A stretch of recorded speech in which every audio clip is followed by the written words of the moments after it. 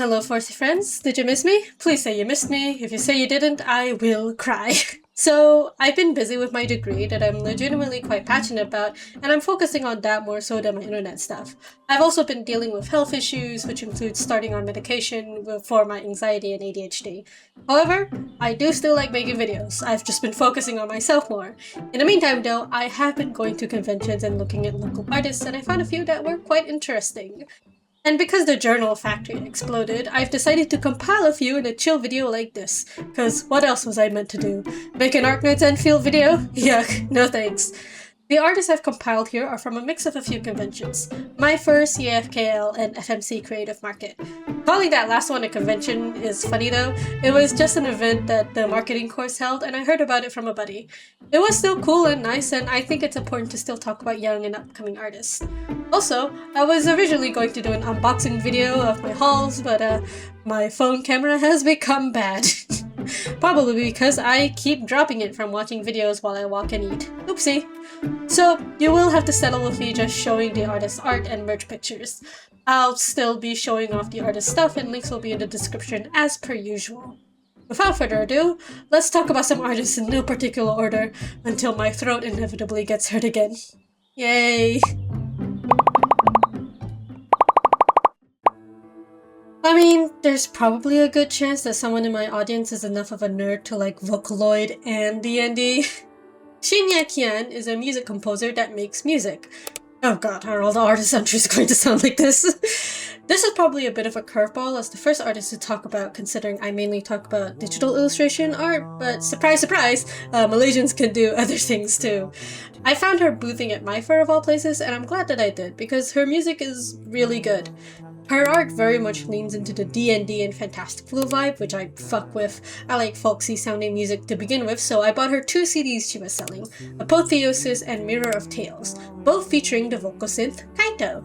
I'm using the music from Mirror of Tales in the background right now. I got the digital album from Bandcamp as a deal for getting the CDs, which is very cool. I just like how conceptual her music is. Like Apotheosis has more D&D vibes, but the songs in Mirror of Tales are anthological. A song that really convinced me to get the album was Icy Moon, which is a song about the start of a zombie apocalypse, and the song right before that is like a romance story between 2 deities that represent death. It's very fun. Kian also has a website called 7th Midnight where you can listen to most of her songs and her D&D podcast. She's also open for commissions, so to have fun with that. Well, I guess it makes for a good transition to go from music to rhythm games? Kris, or Risk, or Arnott Bucket is a music composer that makes music. But there's a twist! He also makes video games.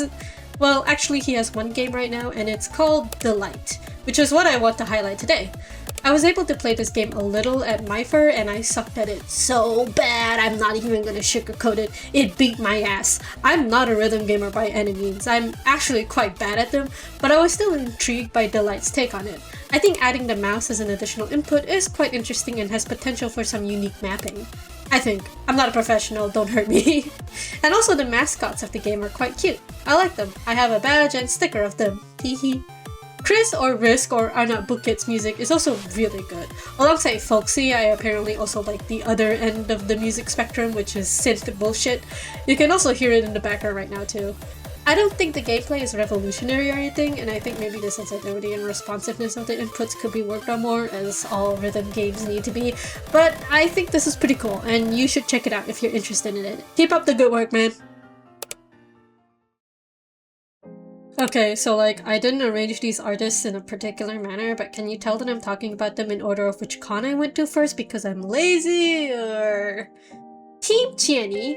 Wait, it's pronounced Cienie? Huh. Team Cienie is a visual novel team that makes visual novels. I say team, but it's mainly 2 guys. Ben Binturong as lead composer and artist, and Armored Stranger as lead programmer, alongside a few other people, but who cares about them? Just kidding! Raw Shield is their editor, and No Pond and Cookie, no not that one, help with the illustrations. But yeah, it's just them, and the visual novel is still technically in development because they are going to update it with another chapter for the story, but it's pretty nice what they have so far. Cienie is a furry... no. Cienie Cienie is a furry visual novel game with mystery and gay romance intertwined together. You play as a university dropout, Based, who is having the hardest internship of his life at a private detective agency where 5 people have gone missing. Rough. But yeah, that's basically the synopsis. I haven't finished playing the game myself, but I'm always down to check out anything from the visual novel scene. I always love seeing people approach the genre sincerely, and I think we should all be encouraging it more. And if you have a genuine problems with getting into the game just because it's a gay furry game, consider growing up. So, I don't know how much my recommendation will be all that helpful, considering this guy has been on the fucking local news, but you know, maybe I'm just as good as a news station. Adam Ross is a painter that okay, I'm sorry, I'll stop now. I found Adam Ross through an event that happened at a local uni, and I kind of fell in love with his art at first sight. He does a lot of watercolor paintings, and he even had a sketchbook available on the booth for you to flip through. It's all very cool. The thing that makes these paintings special, though, is that they were made during his travels around Malaysia. I talked to him briefly, and he mentioned that he specifically likes drawing these older local buildings, the abandoned houses, the weathered historical sites, the places that were run by the older folk in the community too. These things that tell a story from generations before us. You can really feel the love and respect for the history of these older subjects. He's really good at recreating the vintage style of illustration as well, and it's crazy to see. Look at this. What the fuck? My favorite illustrations of his, though, are the ones where he's representing a crowd of people. Aside from the technical skill of pulling it off, I think his pieces that feature a lot of other people really emphasizes the community aspect of his art. You feel like you're part of the crowd in these drawings. You're another stranger in these people's lives, just living the best they can, and there's something comforting about it. He's also selling physical paintings, so if you ever want one, hit him up, I guess. I hope when I get my own living space I can get one too. I fucking love books! MoonScarlet appeals to a group that is affectionately known as book talk girlies, and while I am a boy, I also dabble in the hobby that is reading. I am not consistent with it at all, but sometimes I like to read just to make sure my brain is still working, you know? It's really hard for me to try and describe MoonScarlet's art style. It's cozy, but then there's all these contrasting bright colors that make it feel like pop art. It's stylistic, but it has so many details, which really wears the batik art inspiration on its sleeves. It's very traditional in some ways, but modern in others. I got one of the blind boxes she was selling, and usually I don't go for blind boxes, but all the designs were cute, so I forgive it. I got the fantasy kitty. I love it. What a diva. It's very unique, and I think more people should look at it and enjoy it, so do that, please. I hope she boosts again so I can buy more stickers. MoonScarlet, if you're watching, you should look into making washi tape, dude. Good shit.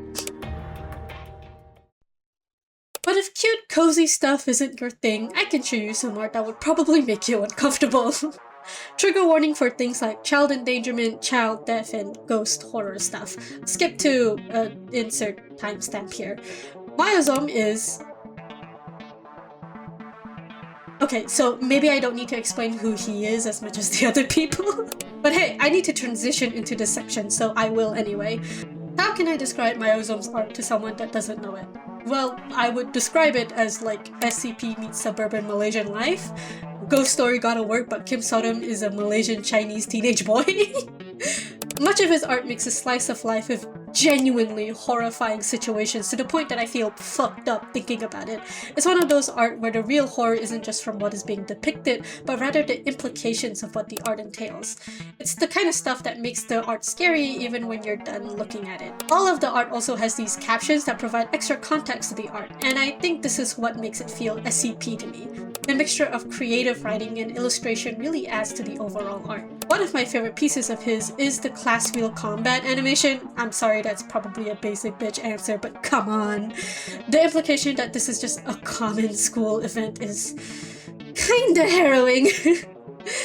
Most of his other artwork also instilled a sense of uneasiness that is trying to be masked by the cheerful outward appearance. Very nice. Now if you'll excuse me, I need to bend over and look through my legs for a second. It's too scary. Let's go back to quirky, please, Autumn. How about I bring you religious guilt? Mel Ding is an incredibly active member within the crafting community, and also just boothing in general. That alone is already very admirable, but there's also something to say about her art. I have her comic The Kids Are Alright, and it's an anthological comic featuring stories from her childhood and her friends. And it's quite a diverse group of people, so there's all kinds of stories in it. Many of them focus on what it's like growing up with their respective families and the trouble of growing up religious or queer. A lot of focus on identity, which would really resonate with a lot of young people. Like me! Aside from the comic, I also just like a lot of her abstract, colorful paintings. It's this weird mix of whimsy and realism grounding it all together. I'd really like to see a storybook made by her in this painterly style. She has a few visual novels and I haven't checked them out yet, but it would be nice to see a visual novel in this kind of style too. If you want to be more connected with the Malaysian art community, you can probably follow her. I have a deep envy for people that can draw backgrounds.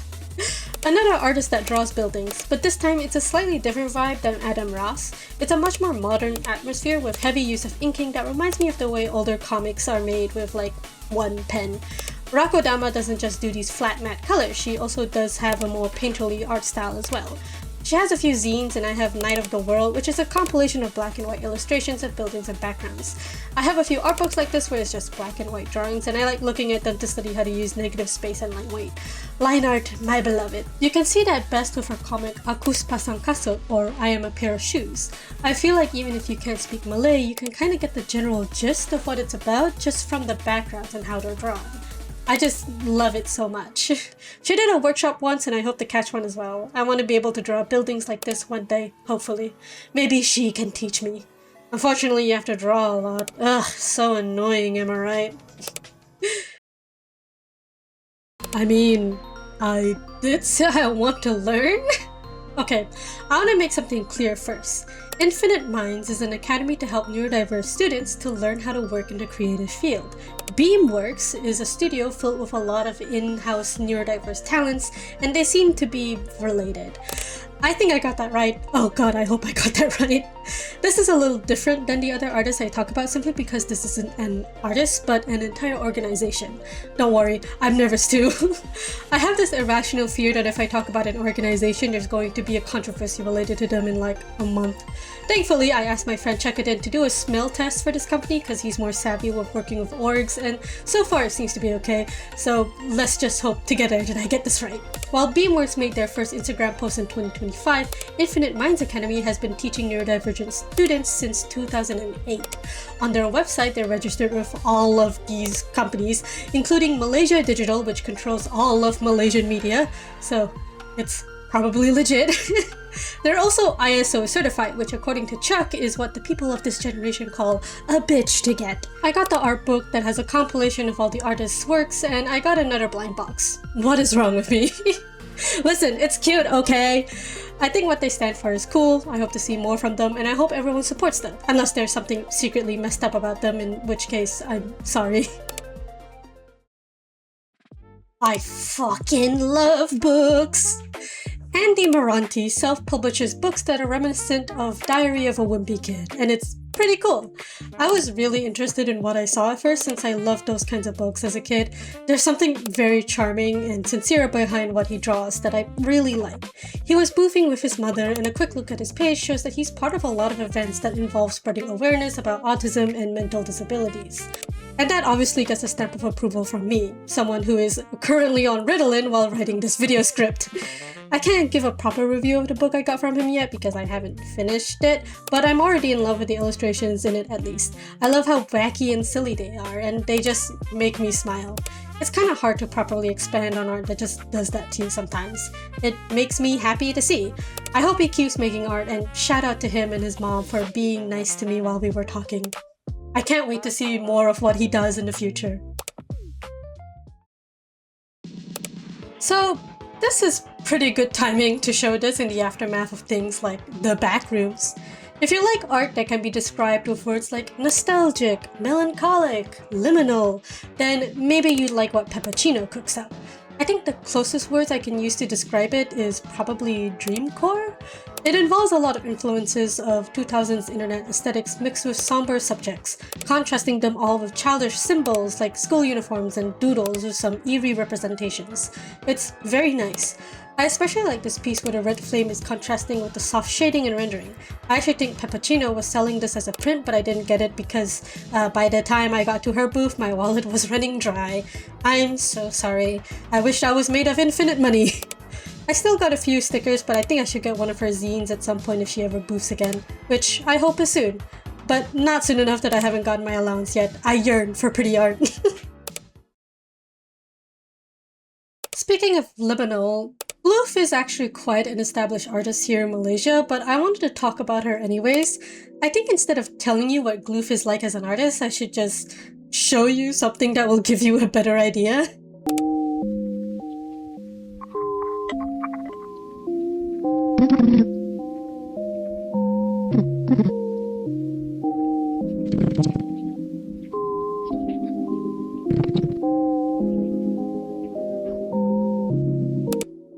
So yeah, as you can tell, this artist aesthetic is awesome.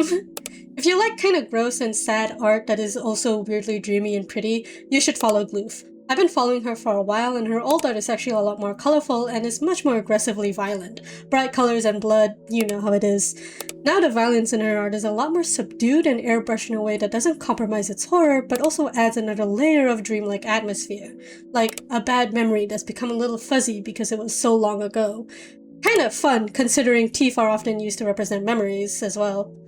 I also really like her art on clothes. I like black clothes, and this feels like the kind of thing I would wear, you know, if I had money. Like I said, I'm waiting for my allowance. I'm really digging this aesthetic, and I can't wait to get more of her art.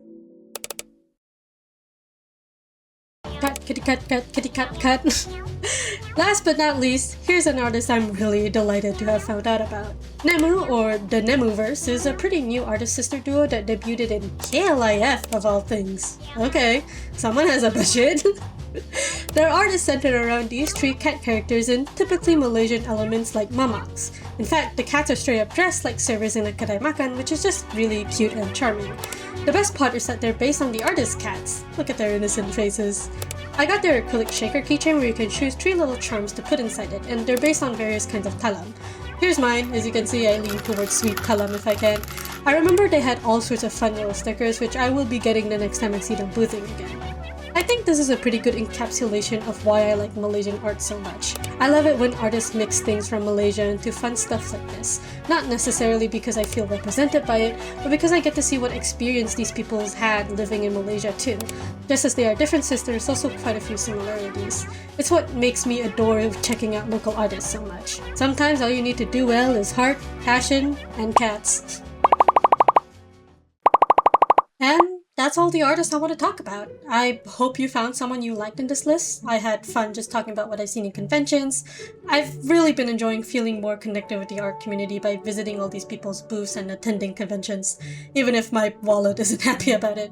You should go and compliment someone's art. Artists live off of that, okay? And I mean that half-jokingly. Also give them money. Like, subscribe, do all the things YouTubers ask you to do, yada yada yada. I have a Discord server you can join if you're 18 plus and want to get updates on any content, cause that's the first place I always notify. If you like the art I made, I have commissions open and a Ko-Fi where I post exclusive art on there, and you can get a cute little chibi if you want it when you get memberships. And plus your name gets to be read out at the end like this. Thank you to Kaiser and JA. I appreciate it. Stay safe, my foresty friends.